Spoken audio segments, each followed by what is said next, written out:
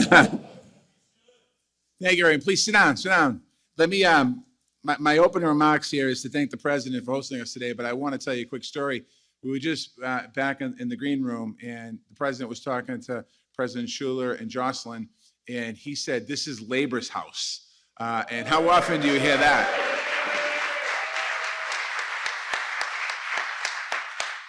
So I want to thank you, Mr. President, for hosting us all today, obviously, and your certainly unwavering commitment to America's workers, and you certainly truly are the working person's president. So thank you, Mr. President.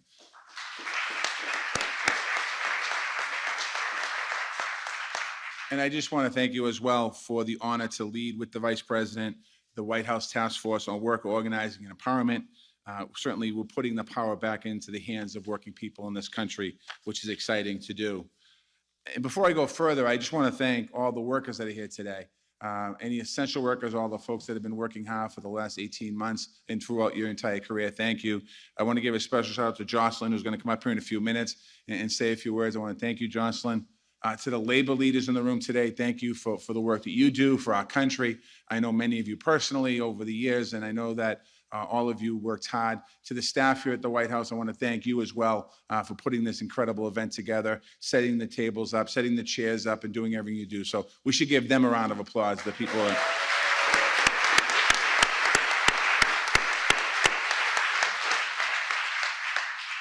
Labor Day has certainly been special to me. I grew up in a labor household. My father was a laborer. I joined the laborers union. I followed my father into Laborers Local 223 in Boston. My Uncle Pat was a laborer. My families are all laborers, and we have a few plumbers as well and a few other trades as well. So it was a special day for us. It was a day to celebrate our community. It was a day to celebrate the labor movement, the men and women who built what we have today, the 8-hour workday, the weekends, overtime, pace, the protections, all the things that the labor movement has brought this country. It's been amazing. But today we have to rededicate ourselves to work to fight for workers' justice. And I know many of you are doing that every single day in your organizations and individuals that are here that do that. And today, to thank this president is what we're here for today, what he has been able to do in his very short period of time as president. The president said this Labor Day weekend has been like no other we've ever seen, no other we've ever experienced. Essential frontline workers have carried us on their backs from the beginning of the pandemic. We know that. People working in grocery stores, our nurses, our doctors, our first responders, our lunch monitors in our schools that went home and gave our kids that weren't going to school lunch every day. Those folks, we depended on them so much during the pandemic, but we depend on them every day before the pandemic, and we certainly depend on them every day now since the pandemic. It's never been more clear. Our economy, our community, our very own lives depends on working people. And that's something that is really important. We need to continue to talk about that. Our country will never and must never forget that, what the essential workers and workers have done in the last 18 months. For that reason, we are inducting essential workers of COVID-19 pandemic into the United States Department of Labor's Hall of Honor.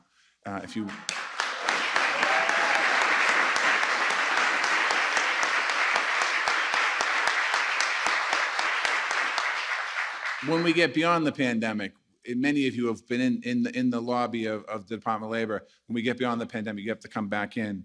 You'll see legends on that wall. Legends like Cesar Chavez, legends like Mother Jones, legends like the 9/11 first responders that are on that wall. And everyone has a story behind what they've done for the labor movement or for working people in this country. People who changed the lives of workers and changed the way that we think about work that are on that wall. And that's quite honestly what we're doing with the essential workers. It's the kind of impact that essential workers have had over the past 18 months. They're no different than anyone on that wall. They made a special impact and continue to make a special impact every single day. And that's why we owe working people more than a debt of gratitude. We owe them our commitment to fight for good jobs, for better wages and safe working conditions every single day, for affordable child care and elder care, for job training, physical and mental health care, dignified retirements, things that we fight for every single day, freedom from harassment, discrimination, or exploitation, and the right to join a union if they want to join a union. They should have that right.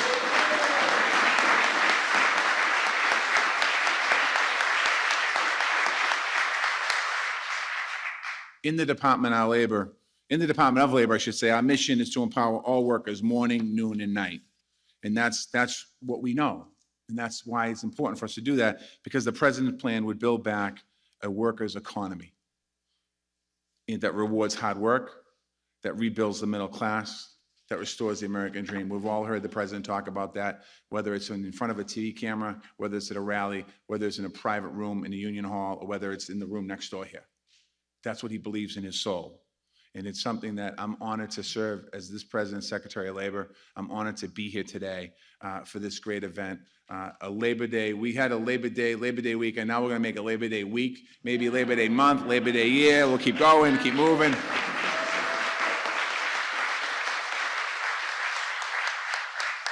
But I have the great honor to introduce a champion of workers and a good friend and a great labor leader, the new president of the AFL-CIO, Liz Shuler.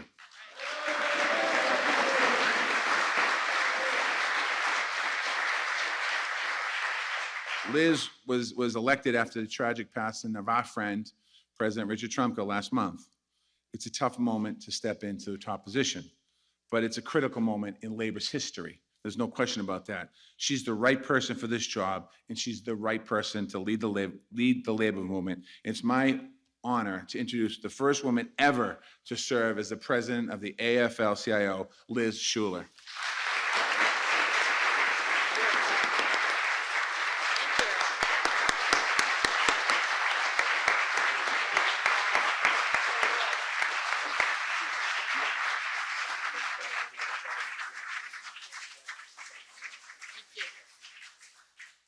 All right, good morning. Thank you so much, Secretary Walsh, and what an amazing morning to be in Labor's house. I like that, the White House, but Labor's house. I want to say thank you, President Biden. You are leading the most pro-worker, pro-union administration in history.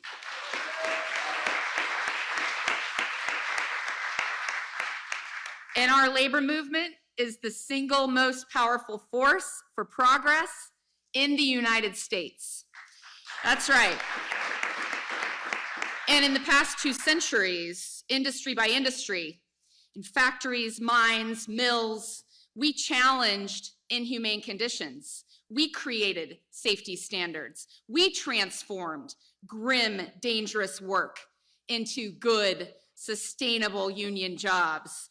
And this administration gets it, because that's how unions built the middle class, and that's what we're gonna keep doing. And that's why we celebrate Labor Day, and it's what we celebrate on Labor Day.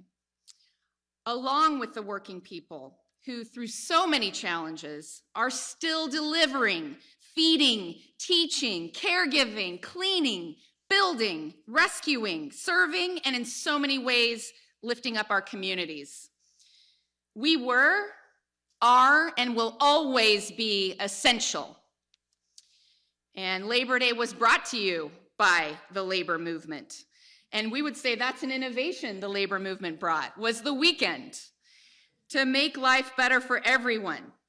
And to meet this extraordinary moment, we are building a modern, inclusive labor movement, a movement in every sector, every community, with women and people of color moving from the margins to the center. And unions, because unions are the best way to guarantee equal pay, close the wage gaps, and fight discrimination at work. We create pathways to the middle class, for veterans, for those who've been sidelined, for everyone. The power of a good, sustainable union job is life-changing. And that's why an overwhelming majority, you probably saw last week, the Gallup poll, 68% of the public approve of unions, and 77% of young people, which is the most encouraging, support labor unions. Highest approval rating in 50 years. From tech to transportation to sanitation and more, working people are choosing to stand together in unions. Everything is lined up. We've got the public on our side, workers standing up and taking risks, and the most pro-union administration in history.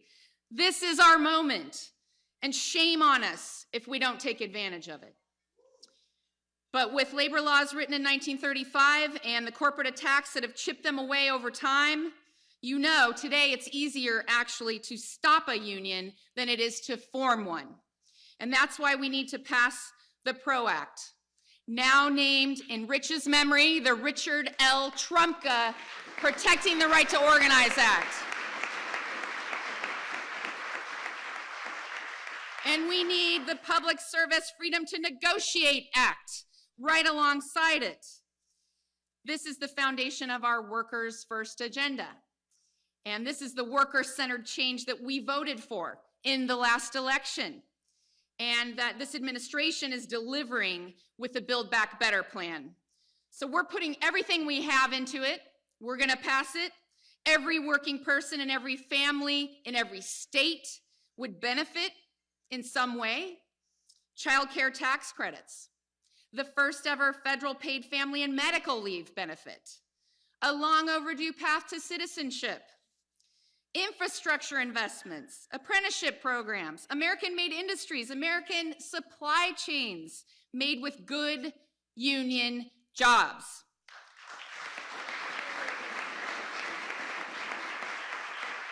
That is the Biden-Harris vision for America's future. We have COVID-19, the climate crisis, technology. All of it has radically changed our lives and work. We are not going back to how it was before. And I hear from working people all across this country, we won't risk our lives in this pandemic for an unreliable, low-wage job. Our system of care is broken, and it should be seen as critical infrastructure. And we shouldn't have to work 2 or 3 jobs just to make it. 1 job should be enough. And it's the labor movement that will lead the transformation. We are innovating and fighting for what will be the next weekend. And with the game-changing leadership of the Biden-Harris administration, we will build back better with unions. That's right. To win in America where every working person has the right to a good, sustainable union job. And with it, an expansive new American middle class. The labor movement is open for business. We're just getting started, folks. Thank you so much.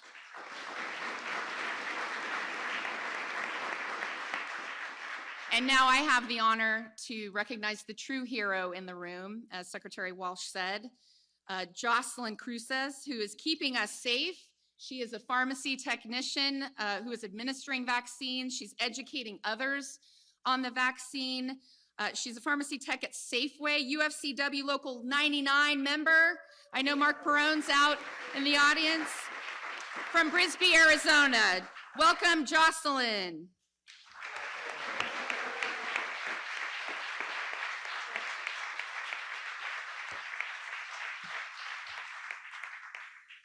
Hello and good afternoon.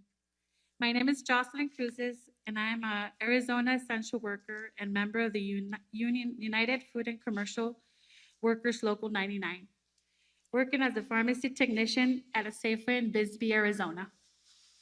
This past 18 months have been difficult and tested all of us in different ways.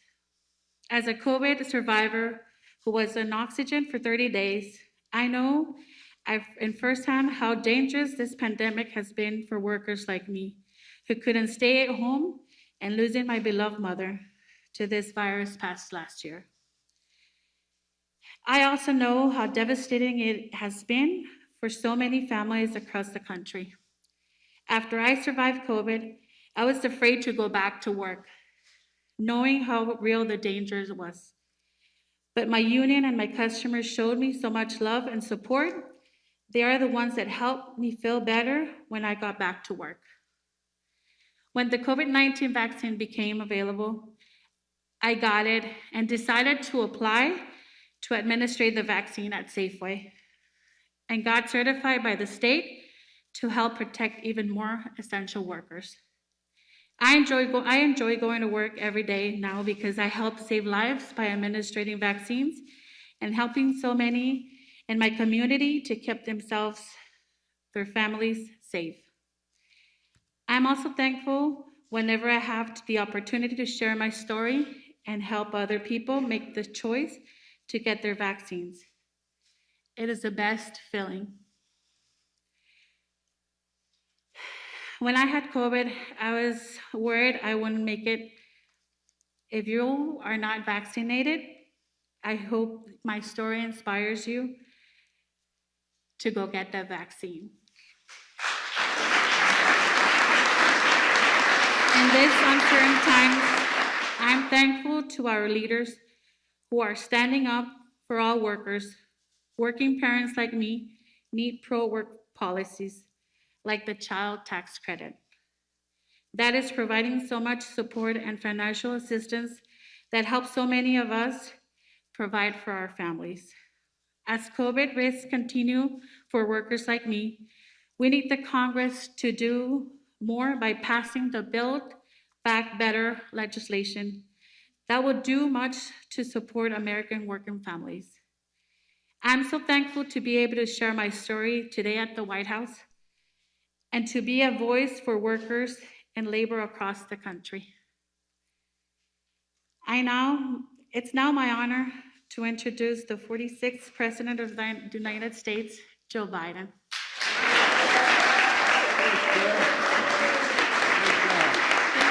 Nothing to it, huh? Don't forget your phone. Thank you.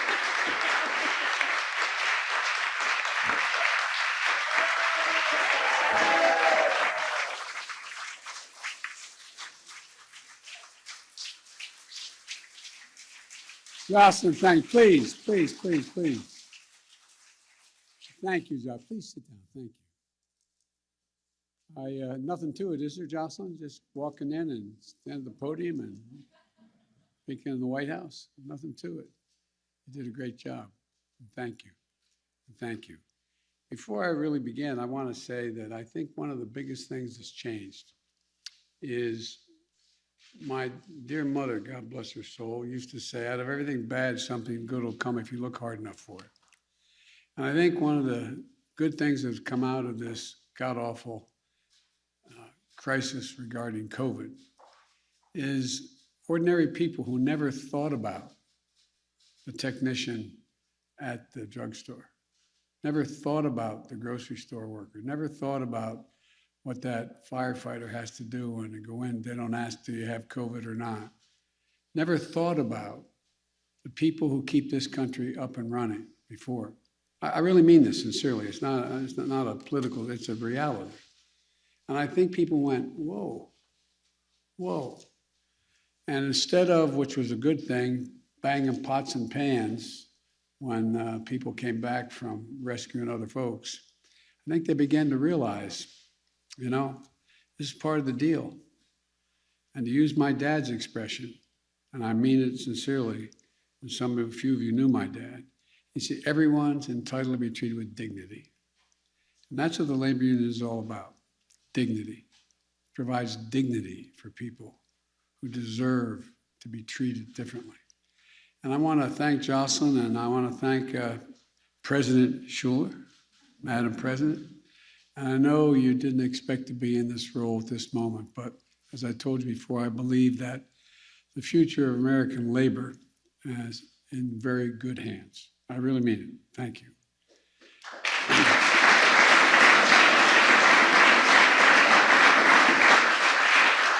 And I want to welcome everyone to the White House. And I really mean that.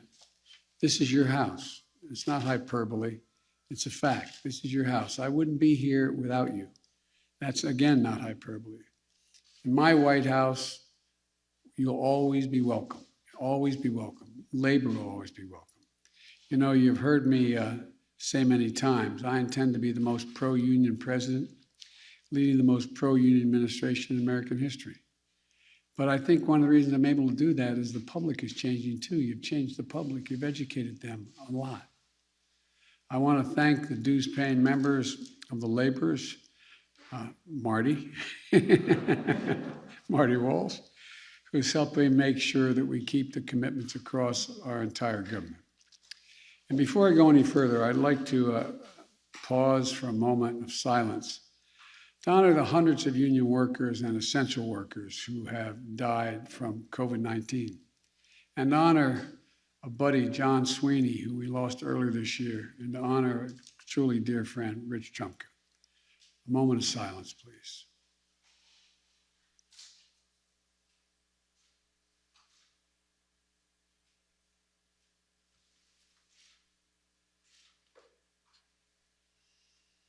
Thank you. This is real. One of the things I admired about Rich is that he understood what people in this economy are really facing. He, like most of you, felt it in his bones. He understood what had happened to workers in this country, like you do.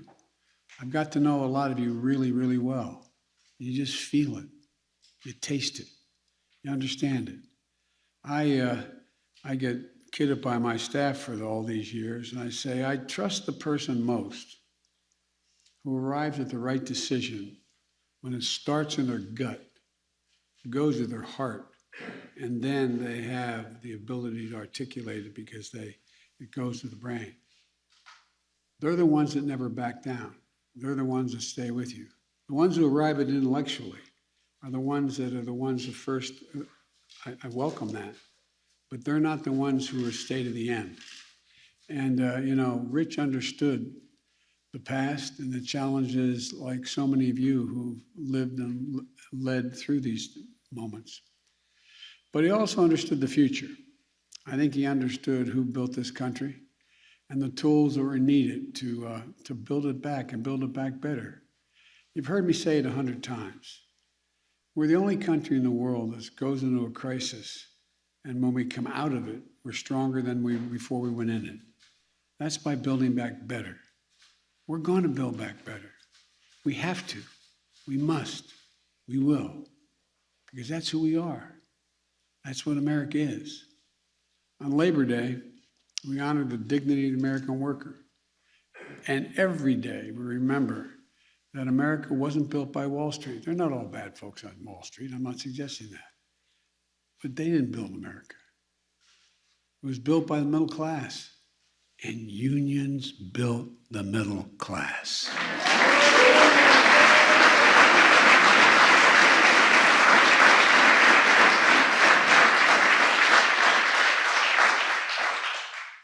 You gave workers a voice. All the way back from my great-grandfather Blewett, who was a mining engineer. Back to the days of the Molly Maguires and all the way and folks were treated in Northeast Pennsylvania, the coal mines.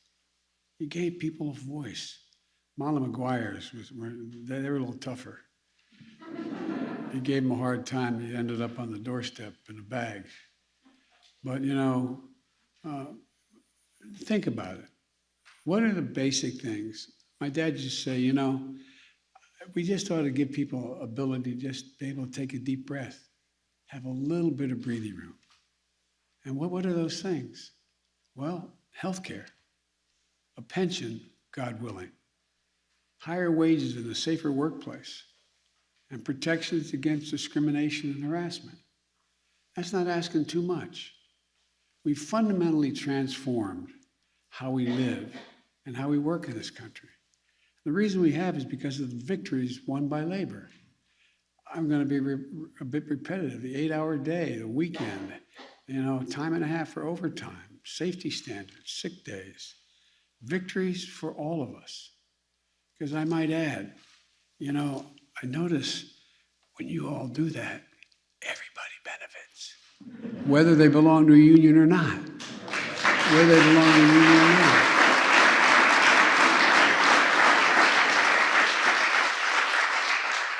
When unions win, workers across the board win. That's a fact. Families win, community wins, America wins, we grow. And despite this, workers have been getting cut out of the deal for too long a time. From 1948, after the war, to 1979, productivity in America increased by more than 100%. while the pay for American workers grew by nearly 100%. And then along came 1979 and everything began to change. Productivity in the country has grown almost 4 times faster than pay since 1979. That means the workers have been given much more to their employers' bottom lines than they've gotten back in their paychecks, breaking the basic bargain of this country.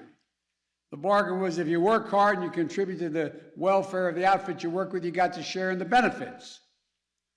Well, that stopped for a long time. So you can carve out your piece of the middle class and make it a possibility. That's what got taken away for a lot of people. Instead, some people started seeing the stock market and corporate profits and executive pay as the only measure for economic growth. By the way, the stock market's gone up exponentially since I've been president. You haven't heard me say a word about it. I'm glad it's gone up, no problem. But look, let me tell you something. My measure of economic success is how families like mine growing up, working families, busting their neck, how they're doing, whether they have a little breathing room, whether they have a job that delivers some dignity, a paycheck they can support a family on. In an economy, the economy my administration is building, instead of workers competing with each other for the jobs that are scarce, everybody's mad at me because now, guess what? Employers are competing to attract workers, having to raise pay. No, I'm serious, think about it. That kind of competition in the market helps workers earn higher wages. It also gives them the power to demand dignity and respect in the workplace. Simply put, worker power is essential to building our economy back better than before. It's just that basic. To counter corporate power, to grow the economy from the bottom up and the middle out. I'm so tired of trickle down. I ask, when has the middle class done better that the wealthy haven't done incredibly well? I can't think of a time that when the middle class is booming and moving, everybody does well. And to give workers even more power, I also signed an executive order to improve competition in the economy, including calling for a ban on non-compete agreements that deny workers the right to change the job in the same field, even when there's no real reason for a company to stop them. It's all about suppressing wages. That's what it was about. In Congress, when Congress passed the 1935 Labor Relations Act, it didn't just say you can have unions, should be allowed. That's how it's kind of viewed for a long time. It said that we, the government, should encourage unions and collective bargaining, making it easier. That's what it said. And I believe that every worker should have a free and fair choice to join a union. The law guarantees that choice. That belongs to workers, not to their employers or to special interests. That's why I signed an executive order creating a White House task force on worker organizing and employment to facilitate that choice whenever and wherever we can. Look, I want to thank Vice President Harris and Secretary Walsh, Marty, for leading that task force. That's why I want to see Congress pass the PRO Act and send it to my desk immediately. That's why I want us to extend organizing and collective bargaining rights to state and local government employees, like transit workers, first responders, healthcare workers, and other essential workers.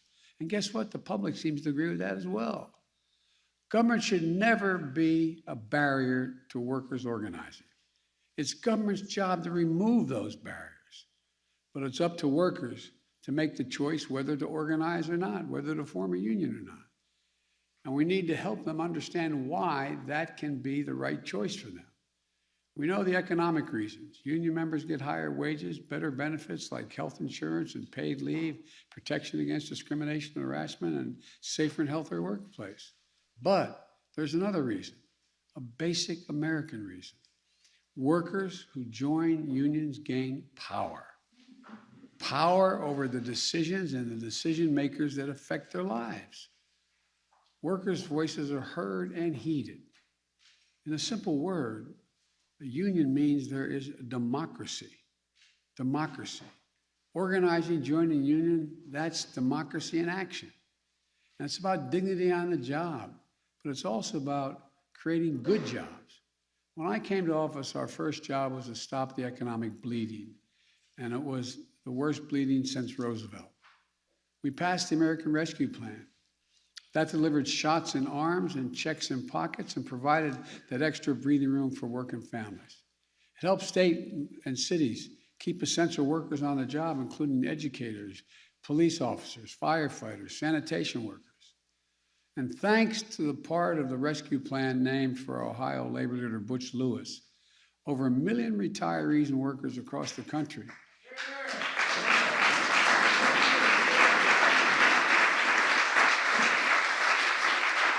they can trust that the pensions they work for and sacrifice to secure will be there for them.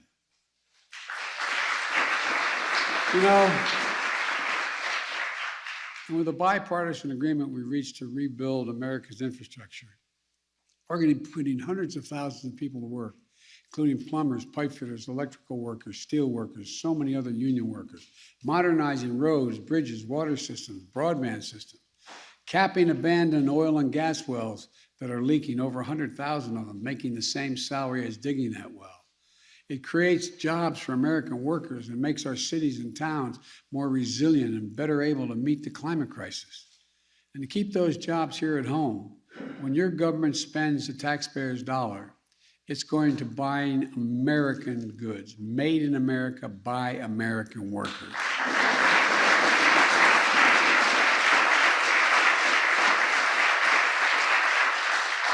Look, over the years, the Buy America Act became a hollow promise. It's been there for a long time. I'm going to make it a reality. The next stop is dealing with the ability to pass the rest of my Build Back Better agenda. Once in a generation investments in our people, making housing more affordable, bringing down the cost of prescription drugs by giving Medicare the power to negotiate for lower prices. You ought to thank Bernie Sanders for a lot of this. Making elder care and child care more affordable while improving the pay for home care workers and child care workers. Providing paid family leave and medical leave so that no worker is forced to choose between their job and their caregiving responsibilities. You've all fought for all these things. We got to make them available everywhere. Provide 2 years of free university high-quality pre-K and high-quality pre-K 2 years that are needed. It shows that if you send a kid to school at age 3, 4, and 5, they increase by 56% the possibility that no matter what the background, that they'll go through school all 12 years and do well. And when I asked, you know, in the Obama administration, I was asked to find out from the CEOs of the Fortune 500 what they most wanted, what they most needed, what was their greatest concern. And over, I think it's, don't hold me to the exact number, 348 or 47, I can't remember the number we got to, said the single most important thing is they needed a better educated public. But guess what? They weren't paying for it. And guess what? Does anybody think if we were starting off from scratch, setting up public education, we'd say 12 years is enough in the 21st century? So look, we have to invest in high quality job training and apprenticeships in fast growing sectors. Compete to give middle class families a well-deserved tax cut for daycare and health care, and provide a significant monthly tax cut for working families with children. That's what it is. Everybody talks about my child tax credit. It is a tax cut for ordinary folks. That's what it is.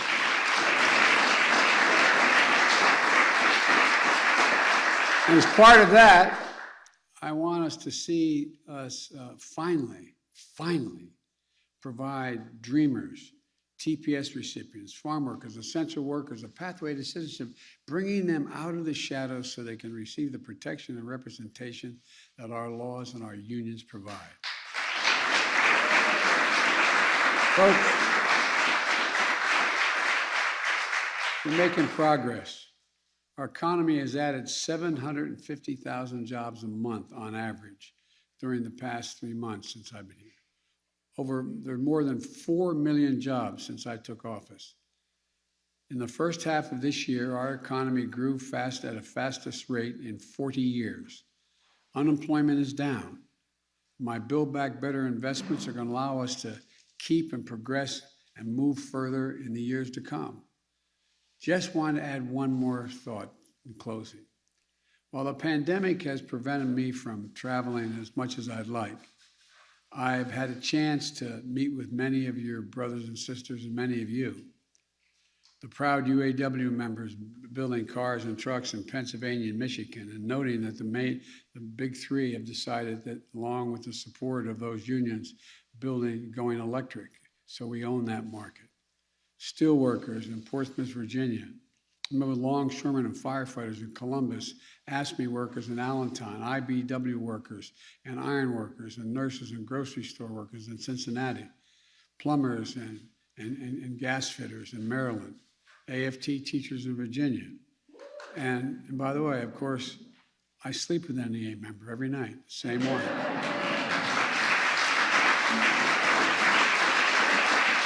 Same one. Jill had her first day of full-time teaching yesterday. This year, it's back to school. And look, I've talked with union transit workers, machinists, laborers, and welders in Wisconsin. We've had Teamsters here in the White House, and the Teamsters always have my back. And last week, I met with the first responders in New Orleans. And on Monday, I dropped by some of the IBW linemen in Delaware, helping recover from Hurricane Ida. You know, in the last year has taught us anything. It's what's essential. And what's essential is you, not a joke. You and your union members. Wall Street could go on strike, but all of a sudden, in the middle of this Ida, every IBEW member resigned, we'd be in real trouble. I say that to make a generic point. I think we significantly underestimate, and I think even you guys sometimes underestimate, the incredible value you bring to the safety, security, and growth of the economy. You know, you're America's heart and you're America's soul.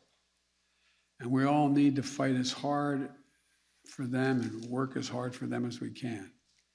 And I want to say the press was very, not just the press, a lot of people were very skeptical that when I was talking about we had to deal with the environment, that labor would never help.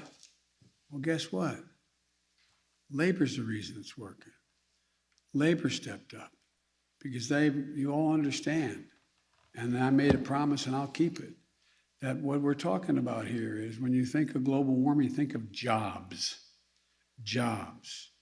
All the jobs we're going to create, making us once again the fastest growing we are now and most competitive economy in the world.